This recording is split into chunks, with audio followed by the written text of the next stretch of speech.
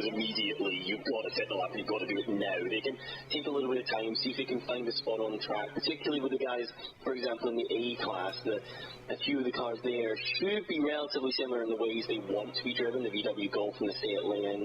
You know, those sorts of cars, same concept behind them. So you can get behind somebody, get a reference if that's what you need, or potentially the opposite, find a little bit of free space, start setting your lap times. It's less urgent, if you like.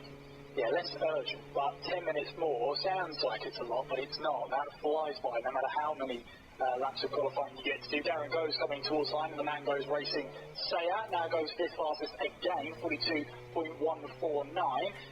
Fifth fastest at the moment in class. That puts him fourth, because leading Class A, second overall, is that number 13 Team Darkside VW that's currently in the hands of Ryan Parkin and Scott Parkin.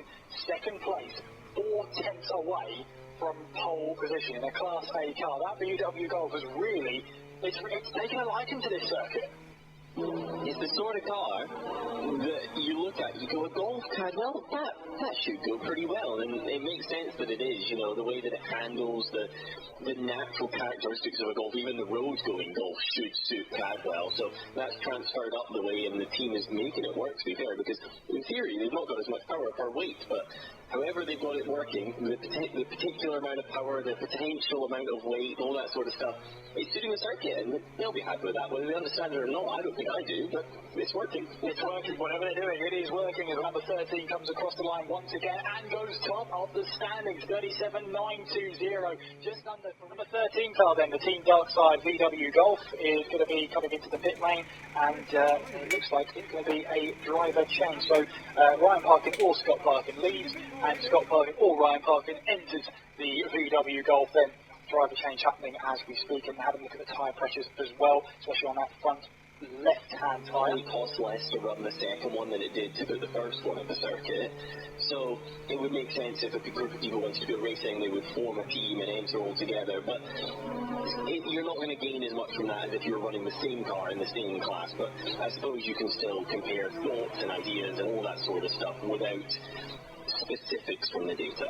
Darren goes, leaves the pit lane then, and on towards Coppers he will go. See if he can try and find some time on the board then, and goes for his outlap. Car coming towards the line then, it is the number 99. The Red Seal Racing BMW E36. Is that an improvement on that lap time? No, it was an outlap in fairness to them. So I'll see how they get on that now. The number 24 comes across the line now to start a new flying lap. 41.652 was enough to improve their lap time, but not enough to improve their position. They stayed sixth fastest. Busy pit lane for sure. As both two cars come over at the same time, number 3 and number 68, almost sort of, no, you go, okay, I'll just go then. Yeah, a little comment on the Mango's racing car that's nowhere near the pace we thought it would be. Looks very uncomfortable exiting trial. It's not that it's not trying to go quickly, you know, it's pushing, so when you see cars from other classes around it, it's not like it's dropping where it shouldn't be, but the line through there is so awkward, sort of hugging the inside a little bit more than you'd expect, as if they're not entirely sure what the feeling of the front axle is, you know, something there doesn't give the driver confidence that it's actually going to turn in, it may well just understeer off into the wall. That's not good at all, and they'll be looking back at that and thinking, what on earth is going on? Well, I'd say as well, the number 13, Team Darkside, have just improved their lap time even more. 37.770. It's a new fastest lap in this qualifying session, and it extends their gap over the number 1, the pairing of Jackson and Pidgley, to 0.176. Imagine you're sat without a windscreen, without a roof, without proper doors, let's be honest. They've not got windows on the side or anything, and then you do 0 to 60 in under 5 seconds. That will be terrifying around here if you're not used to it. If you're not used to it, I bet it's a marathon though if you are. The number 99 car, the Red Seal Racing team, up now into 4th place with a 39.9.